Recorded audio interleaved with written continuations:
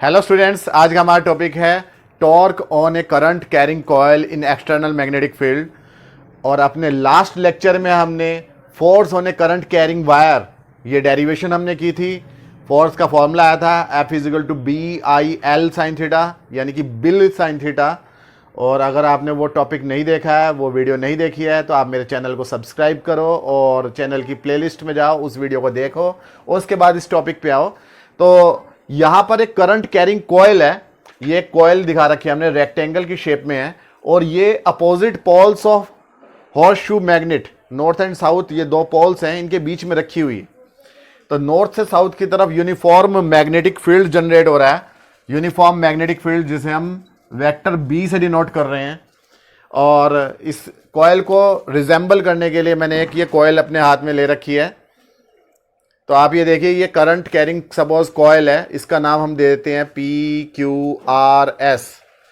तो हमने इसका नाम दे दिया PQRS।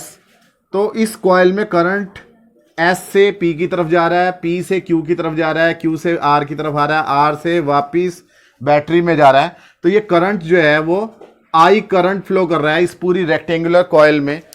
तो आप ये देखिए, इस कॉइल की अपनी एक एक्सिस होगी।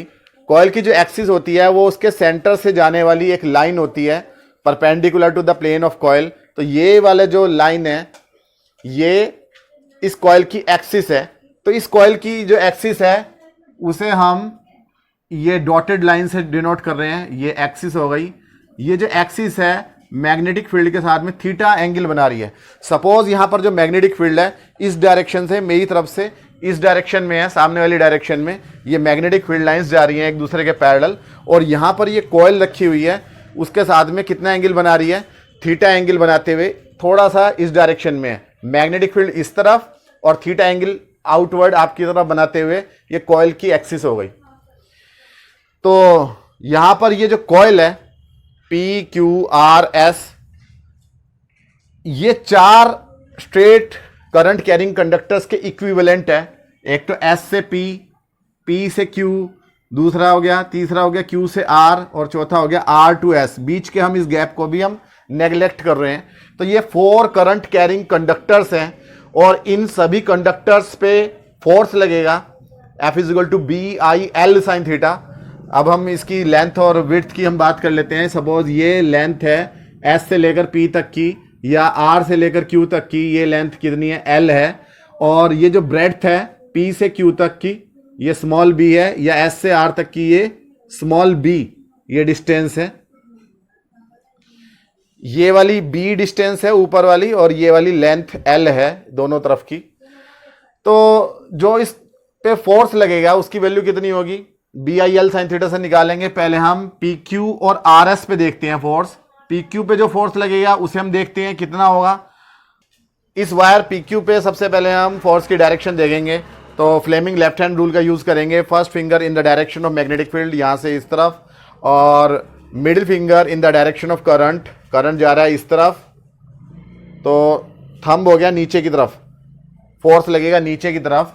तो ये जो फोर्स है यहां पर ये लग गया F1 नीचे की तरफ। इसी तरीके से हम नीचे वाली साइड में देखेंगे। तो फर्स्ट फिंगर मैग्नेटिक फील्ड की डायरेक्शन में और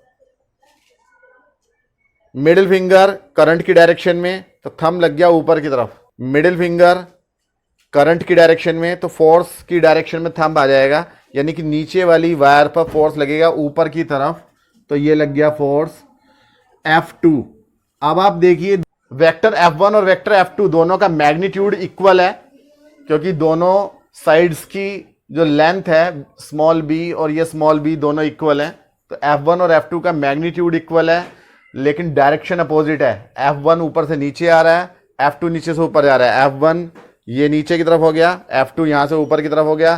तो अगर हम किसी कॉइल पर दो अपोजिट फोर्स जिनकी सेम लाइन ऑफ एक्शन हो, एक दूसरे के अगेंस्ट वर्क करेंगे, तो उनका रिजल्टेंट कितना आएगा, 0।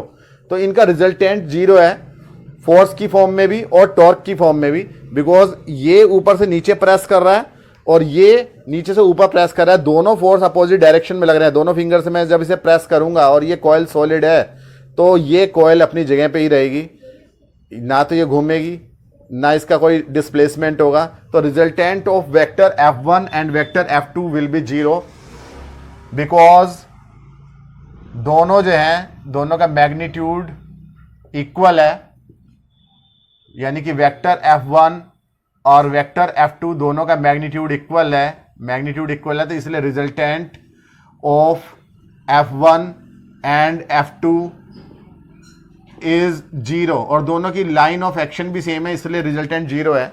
अब हम देखते हैं इस वाली साइड पर कितना फोर्स लग रहा है। इस वाली साइड पे आप देखो करंट कहां जा रहा है, ऊपर की तरफ, मैग्नेटिक फील्ड इधर, करंट ऊपर, तो थंब इनवर्ड, फोर्स लग रहा है इनवर्ड, इस बोर्ड के प्लेन के परपेंडिकुलर इनवर्ड के लिए आप यहां क्रॉस से दिखा लो, ये तीसरा फोर्स है आपका वेक्टर F3, क्रॉस जो है वो अंदर की तरफ फोर्स को डिनोट कर रहा है।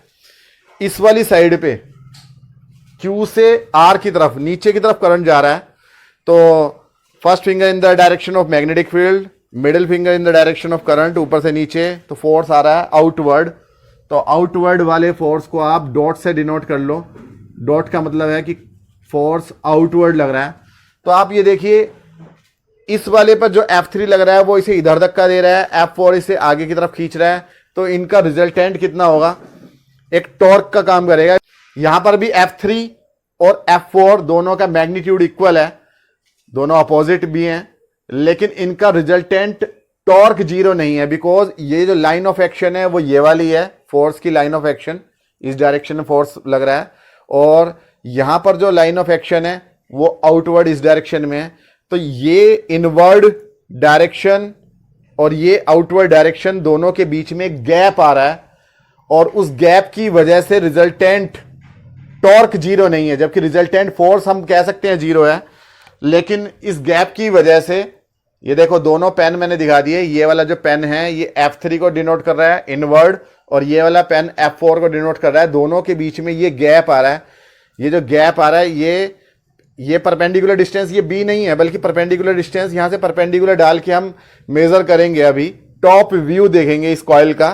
तो ये हो गया आपका F4 ब्लैक वाला पेन, और ये ब्लू वाला पेन आपका वेक्टर F3, तो दोनों के बीच में एक डिस्प्लेसमेंट है, दोनों इक्वल एंड अपोजिट हैं, तो ये कपलिंग फोर्स बना रहे हैं, कपल बना रहे हैं। जैसे कि आप आपने 11th क्लास में पढ़ा होगा कि अगर आप किसी टैप को दोनों एक थंब से और एक फिंगर से घुमाते हैं तो वो रोटेट करती है, थंब से आप आगे पुश कर रहे हो, फिंगर से इधर पुश कर रहे हो, तो दो अपोजिट फोर्स लग रहे हैं, वो एक रोटेटिंग इफेक्ट जनरेट करते हैं, टॉर्क जनरेट करते हैं। तो ये टॉर्क बनेगा यहां पर F3 और F4 की वजह से। तो हमें F3 और F4 का मैग्नीट्यूड देखना है, दोनों का इक्वल होगा, तो वेक्टर F3 का मैग्नीट्यूड और वेक्टर F4 का मैग्नीट्यूड इक्वल होगा, बस डायरेक्शन का फर्क है। तो मैग्नीट्यूड होगा BI, और इसकी लेंथ भी कितनी है यहां से लेकर यहां तक की L, और एंगल कितना है आप ये देखो, ये वाली साइड ऊपर जा रही है, मैग्नेटिक फील्ड इधर है, तो दोनों के बीच में ये वाला एंगल 90 डिग्री है। ऐसे ही अगर हम यहां देखेंगे तो यहां पर भी एंगल 90 डिग्री है। तो जबकि ये जो एंगल था थीटा, ये एक्सिस और मैग्नेटिक फील्ड के बीच में है, साइड और मैग्नेटिक फील्ड के बीच में 90 डिग्री का एंगल है। आप देखो मैग्नेटिक फील्ड इधर हो गया और साइड जो है वो परपेंडिकुलर ऊपर की तरफ है, और ये मैग्नेटिक फील्ड जो है वो इस डायरेक्शन में आ रहा है, तो दोनों के बीच में कितने डिग्री का एंगल है, 90 डिग्री का। तो यहां पर साइन 90 आ जाएगा, साइन 90 की वैल्यू 1 होती है, तो दोनों फोर्सेस का मैग्नीट्यूड मिला के हो जाएगा BIL। तो टॉर्क कितना होगा, torque will B 1 force multiply perpendicular distance between 2 forces. तो 1 फोर्स कितना है BIL, और मल्टीप्लाई परपेंडिकुलर डिस्टेंस कितनी है, इसके लिए हम टॉप व्यू देखते हैं। तो आप ये देखिए कि ये आपकी एक्सिस हो गई और मैग्नेटिक फील्ड आपका इस डायरेक्शन में हो गया। तो हम इसी फिगर को हम यहां बोर्ड में बनाने की कोशिश करेंगे। तो जो टॉप व्यू है ये आपका, ये P था, ये Q था, तो P Q, और ये आपका इसके परपेंडिकुलर आपकी एक्सिस हो गई, और यहां पर मैग्नेटिक फील्ड इस डायरेक्शन में हो गया वेक्टर B। एक्सिस और मैग्नेटिक फील्ड के बीच में कितना एंगल है, थीटा, और इस वाली साइड पे, P वाली साइड पे, ये जो P वाली साइड थी इस पर फोर्स अंदर की तरफ लग रहा था, इस वाली साइड पे अंदर की तरफ लग रहा था, तो यहाँ पर जो फोर्स लग रहा है वो अंदर की तरफ लग रहा है। अगर हम यहाँ टॉप व्यू देखेंगे तो ऐसा लगेगा अंदर की तरफ इस डायरेक्शन में फोर्स लग रहा है। तो ये आपका लग रहा है F3 और ये आपका जो फोर्स लग रहा है नीचे की तरफ ये लग रहा है आपका F4। F3 और F4 के बीच का जो परपेंडिकुलर डिस्टेंस है वो हमें निकालनी है। तो आप ये देखो ये वाला एंगल अगर थीटा है तो ये वाला कितना होगा 90 माइनस थीटा, और जब ये 90 माइनस थीटा है तो ये कितना हो जाएगा थीटा, और जब ये थीटा है तो ये वाला कितना हो जाएगा थीटा। और अगर हम यहां से परपेंडिकुलर डिस्टेंस ये वाली कहें, ये परपेंडिकुलर डिस्टेंस ये 90 डिग्री का एंगल बन गया। ये वाली साइड P से लेकर Q तक की कितनी थी B, P से लेकर Q तक की डिस्टेंस B थी। तो आप ये देखिए अगर हमें ये परपेंडिकुलर डिस्टेंस निकालनी है, सपोज ये है N पॉइंट, हमें QN निकालना है। तो इन ट्रायंगल PQN हम साइन थीटा का फॉर्मूला लगाएंगे। Sine theta is equal to perpendicular, that means QN और अपॉन हाइपोटेनस यानी कि PQ। तो हमें QN अपॉन PQ की वैल्यू कितनी है B, तो परपेंडिकुलर डिस्टेंस QN आ जाएगी B साइन थीटा। तो QN is equal to B sine theta. यहाँ परपेंडिकुलर डिस्टेंस कितनी है ये QN, और ये इक्वेशन नंबर 1 थी, ये 2 हो गई, ये वाली मान लिया 3 हो गई। तो from 3 putting in equation number 2 torque की वैल्यू कितनी आएगी BIL into perpendicular distance QN की जगह आ जाएगा स्मॉल b साइन थीटा। अब आप ये देखो L इंटू बी क्या है, लेंथ इंटू ब्रेड्थ इस रेक्टेंगुलर कॉइल का एरिया है। तो but L multiply B will be equal to area को हम कैपिटल A से डिनोट कर रहे हैं, लेट। तो टॉर्क का फॉर्मूला आ जाएगा करंट कैरिंग कॉइल पर BIA साइन थीटा। अगर इस कॉइल में n नंबर ऑफ टर्न्स हैं, n बार रोटेट कर रही है ये कॉइल, एक सिंगल टर्न की नहीं है, कई बार इसे लपेट रखा है, तो n से मल्टीप्लाई हो जाएगी टोटल टॉर्क के लिए।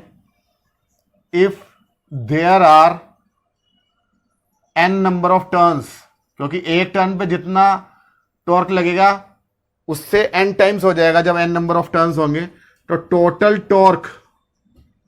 Total torque on coil tau will be equal to n। I और A को हम पहले लिख रहे हैं, यहां पर थोड़ा सा रीअरेंज कर रहे हैं, NIA into B sine theta. तो ये torque on a current carrying coil आ गया। ये जो NIA है, NIA को हम मैग्नेटिक डायपोल मोमेंट कहते हैं। तो पुट कर देंगे NIA is equal to magnetic dipole moment M इस इक्वेशन नंबर 4 में। तो फाइनल रिजल्ट हमें मिल जाएगा torque will be equal to MB sine theta, या इसे हम लिख सकते हैं vector tau is equal to vector M cross vector B। ये जो मैग्नेटिक डायपोल मोमेंट है इसके बारे में हम पहले भी चर्चा कर चुके हैं। Magnetic dipole moment electric dipole moment के इक्विवेलेंट होता है। जिस तरीके से इलेक्ट्रिक डायपोल में इलेक्ट्रिक डायपोल मोमेंट होता है, वैसे ही मैग्नेटिक डायपोल में मैग्नेटिक डायपोल मोमेंट होता है। बिकॉज करंट कैरिंग कॉइल एक मैग्नेट की तरह बिहेव करती है, यानी कि एक मैग्नेटिक डायपोल की तरह बिहेव करती है। तो इसका एक मैग्नेटिक डायपोल मोमेंट होता है जिसे हम NIA से डिनोट करते हैं, और इसकी यूनिट होती है एम्पियर मीटर स्क्वायर। तो torque is equal to M cross B। That means अगर थीटा की वैल्यू 0 है, यानी कि इसकी एक्सिस कॉइल की और मैग्नेटिक फील्ड दोनों सेम डायरेक्शन में है, तो इस कॉइल पर रिजल्टेंट टॉर्क 0 हो जाएगा, यानी कि रोटेट नहीं करेगी। तो रोटेटिंग जो कॉइल होती है उसका यूज हम मोटर में करते हैं, चाहे वो आपके पंखे की मोटर हो, चाहे और किसी तरीके की भी मोटर हो, तो वहां पर हम इसका यूज करते हैं। क्योंकि जैसे ही करंट को हम फ्लो कराते हैं तो मोटर घूमने लगती है, उसके अंदर की जो कॉइल होती है मैग्नेटिक फील्ड के अंदर रखी होती है, और वो रोटेट करने लगती है। तो इसका हम एप्लीकेशन मूविंग कॉइल गैल्वेनोमीटर में देखेंगे अपने नेक्स्ट टॉपिक में। तो आपको ये समझ में आया होगा।